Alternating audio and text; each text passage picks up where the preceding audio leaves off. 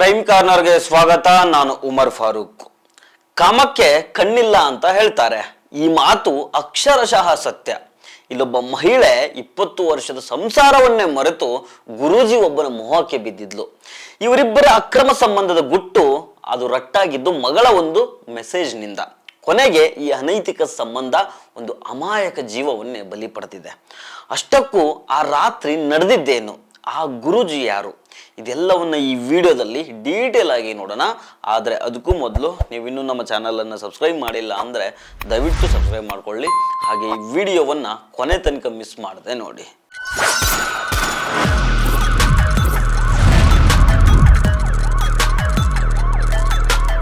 ಈ ಘಟನೆ ನಡೆದಿರೋದು ಉತ್ತರ ಕನ್ನಡ ಜಿಲ್ಲೆಯ ಸಿದ್ದಾಪುರ ತಾಲೂಕಿನ ಅವರಗುಪ್ಪ ಅನ್ನೋ ಗ್ರಾಮದಲ್ಲಿ. ಆರೋಪಿ ಸುಚಿತ್ರ ಹಾಗೂ ಆಕೆಯ ಪ್ರಿಯಕರ ಶಿವಮೊಗ್ಗ ಮೂಲದ ಕಮಲಾಕರ್ ಭಟ್ ಗುರೂಜಿ ಅನ್ನೋರೆ ಈ ಕೃತ್ಯದ ಪ್ರಮುಖ ಸೂತ್ರಧಾರಿಗಳು.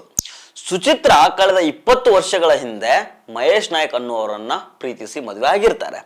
ಆದ್ರೆ ಕಳೆದ 6 ತಿಂಗಳ ಹಿಂದೆ ಗಂಡನಿಗೆ ಗೊತ್ತಿಲ್ಲದೆ ತನ್ನಿಬ್ರು ಮಕ್ಕಳನ್ನ ಕರ್ಕೊಂಡು ಶಿವಮೊಗ್ಗದ ಕಮಲಾಕರ್ ಭಟ್ ಗುರೂಜಿ ಜೊತೆಗೆ ವಾಸವಾಗಿರ್ತಾಳೆ. ಇಲ್ಲಿಂದಾನೆ ಶುರುವಾಯಿತು ನೋಡಿ ಅಸಲಿ ಕಹಾನಿ. ಶಿವಮೊಗ್ಗದಲ್ಲಿ ತಾಯಿ ಮತ್ತು ಗುರೂಜಿ ಬೇರೆ ರೂಮ್ ನಲ್ಲಿ ಮಲಗ್ತಾ ಇದ್ರು. ನಮಗೆ ಬೇರೆ ರೂಮ್ ಕೊಡ್ತಾ ಇದ್ರು ಅನ್ನೋದು ಮಕ್ಕಳಿಗೆ ಗೊತ್ತಾಗಿತ್ತು. ಅಷ್ಟೇ ಅಲ್ಲ, ತಾಯಿ ತನಗೆ ಹಿಂಸೆ ನೀಡ್ತಾ ಇದ್ದಾಳೆ ಅಂತ ನೊಂದ ಮಗಳು ತಂದೆಗೆ ಮೆಸೇಜ್ ಮಾಡಿ ಮಹೇಶ್ ನಾಯಕ್ ಅವರಿಗೆ ಒಂದು ಮೆಸೇಜ್ ಮಾಡ್ತಾಳೆ. ಪ್ಲೀಸ್ ಅಪ್ಪ, ನನ್ನನ್ನು ಬಂದು ಕರ್ಕೊಂಡು ಹೋಗು, ಇಲ್ಲಾಂದ್ರೆ ನಾನು ಸಾಯ್ತೀನಿ ಅಂತ ಮಗಳು ಅಳಲು ತೊಡ್ಕೊಂಡಿದ್ಲು.